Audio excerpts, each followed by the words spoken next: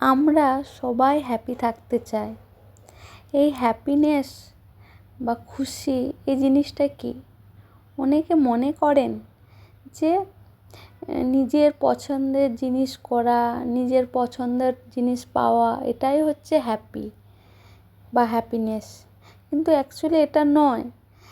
Happiness হলো মনের একটা অবস্থা, এমন একটা অবস্থা যেটা যখন আমরা ওই লেভেলে পৌঁছে যাই তখন আমাদের শরীর থেকে হ্যাপি হরমোন সিক্রেশন হয়, সেটাই হলো হ্যাপিনেস। এই হ্যাপি হরমোনগুলো কি? যেমন ডোপামিন, সেরোটোনিন, এন্ডোরফিন প্রভৃতি। এই হ্যাপি হরমোনগুলো কিভাবে ক্ষরিত হবে বা কি কি কাজ করলে এই হরমোনের ক্ষরণ বেড়ে যায়? প্রথমত এক্সারসাইজ করলে সকালে হ্যাপি হরমোন সিক্রেশন হয়। অনেক সময় কি হয়, মুড সুইং থাকে, তখন সেই মুহূর্তে যদি আমরা কফি খাই বা ডার্ক চকলেট খাই তখন কিন্তু হ্যাপি হরমোন সিক্রেশন হয়। আর মেন পয়েন্ট হলো পছন্দের মানুষের সাথে কথা বললে হ্যাপি হরমোন সিক্রেশন হয়। কিন্তু পছন্দের মানুষের সাথে কথা বলা মানে আপনি ফেসবুক, ইনস্টাগ্রামে চ্যাট করতে থাকলেন, সেটা নয়। তাদের সাথে সামনাসামনি চোখাচোখিভাবে কথা বললে, একটা ভাবের আদান প্রদান করলে তবেই হ্যাপি হরমোন সিক্রেশন হয়। আর জীবনে হ্যাপি থাকতে হলে সবসময় এক্সপেকটেশন করা উচিত না। একটা জিনিস সবসময় মাথায় রাখতে হবে যে আমরা জীবিত, আমাদের একটা জীবন আছে, আমাদের দুটো হাত আছে, দুটো পা আছে, আমরা সব কিছু করতে পারি। এমন অনেক মানুষ আছে তাদের একটা হাত নেই বা একটা পা নেই, এই ভেবেই মানুষকে সন্তুষ্ট থাকতে হয়। যখন মানুষ এর মধ্যে থাকে তখন দেখবেন মানুষ হ্যাপি থাকে। যখন এক্সপেকটেশন অনেকটা হাই হয়ে যায় তখন সেই মানুষ কিন্তু হ্যাপি থাকে না। Hello everyone, good morning, welcome to my new blog. আশা করি আপনারা অনেক ভালো আছেন, সুস্থ আছেন, আর আমি অনেক ভালো আছি। এখন বাজে সকাল 10টা। তো মেয়ে উঠে গেছে, মেয়েকে আমি ব্রেকফাস্ট করিয়ে দিয়েছি, ওর সাথেই অনেকটা টাইম স্পেন্ড করছিলাম। এবার তো আমাকে রান্না করতে হবে, তো মেয়েকে সঙ্গে নিয়েই সব কাজ শুরু করে দিয়েছি। যেমন এখন আমি সবজি কাটছিলাম। কি বলুন তো, ছুরি করে সবজি কাটলে ও দাঁড়িয়ে থাকে, ও একদম কাটতে দেয় না। আর আমি যদি বটিনে করে কাটি তাহলে ও কাজটায় বসে থাকে, তাও আমি করতে পারি। কিন্তু ছুরি করে করলে ও করতে দেয় না, কাঁধে ওকে কোলে নিয়ে কাটা সম্ভব হয় না। সেই জন্য বটিনে কাটছি, ওকে সঙ্গে নিয়েই কোলে করে নিয়েই কাটছি। তো এবার সবজি টবজি কাটা হয়ে গেলে রান্নাটা বসিয়ে দেবো।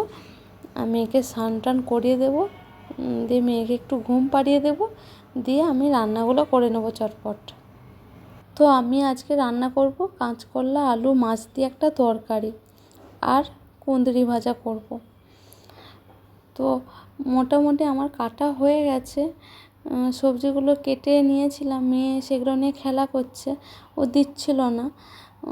তো ওগুলো খেলছে, ওগুলো নিয়ে আমি দুধ এসেছিলো, আমি দুধটা গরম করে নিচ্ছি, ভাতটাও বসিয়ে দিলাম। ও তখন এগুলো সবজি টবজিগুলো নিয়ে ব্যস্ত ছিল, আমি বাকি কাজগুলো টুকটাক করে করছিলাম। দেখুন কি সুন্দর একা একা খেলা করছে সবজি টবজিগুলো নিয়ে। ও যতক্ষণ খেলছে খেলুক, তারপরে আমি সবজিগুলো নিয়ে নেব। কি বলুন তো, ওর তো এখানে সেই রকম সঙ্গী নেই, তাই ও যেটা ইচ্ছা করে ও সেটাই করে, আর আমিও ওকে করতে দিই। মা হিসেবে জীবনে মৌমাছি হিসাবে নিজেকে দেখি। কি বলুন তো, মাছিরা দেখবেন নোংরা থাকলে সেই নোংরার উপরেই বসে, আর মৌমাছিরা কি করে বলুন তো, নোংরা পড়ে থাকলেও যদি একটা ফুল পড়ে থাকে সেই ফুলের উপর বসে। ঠিক সেই রকম নিজেকে মৌমাছি হতে হবে, অর্থাৎ বাচ্চার পজিটিভ দিকগুলো তুলে ধরতে হবে এবং তাকে আরও ইন্সপায়ার করতে হবে। তো আমি মোটামুটি রান্না বসিয়ে দিয়েছি, এখন মেয়েকে খাইয়ে দিচ্ছি। এখন মেয়েকে খাওয়াবো মুড়ি, দুধ মুড়ি খাওয়াবো। সকালবেলায় ঘুম থেকে উঠে ভাবুন কিভাবে দিনটাকে আরও প্রোডাক্টিভ বানানো যায়। সেই জন্য ছোটো ছোটো টার্গেট করুন, আর সেই টার্গেটগুলো অ্যাচিভ করার চেষ্টা করতে হবে। কি কী বলুন তো, যদি সম্ভব হয় একটা ডায়েরি রাখতে হবে, আর ডায়েরিতে লিখে রাখতে হবে কী কী কাজ। তো আমার রান্না কমপ্লিট হয়ে গেছে, আর মেয়েকে স্নান টান করিয়ে দিয়েছিলাম। নিচেকে এসেছিলাম দই কিনতে, নিচে গ্রাউন্ড ফ্লোরের যে দোকানটা আছে না, ওখান থেকে দই কিনলাম। তো মেয়েকে খাওয়ানো হয়ে গেছে, মেয়ে ঘুমাচ্ছে এখন। আর এখন বাজে বিকাল 5টা।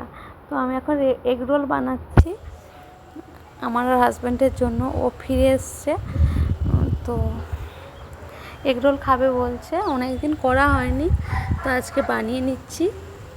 তো বানানো হয়ে গেছে চটপট। এখন বাজে সন্ধ্যে 7টা। তো মেয়েকে নিয়ে একটু বেরিয়েছি, একটু নিচে থাকবো, তারপরে উপরে যাব। আজ এই অবধি। ভিডিওটা ভালো লাগলে প্লিজ লাইক করবেন, শেয়ার করবেন, সাবস্ক্রাইব করবেন। বাই।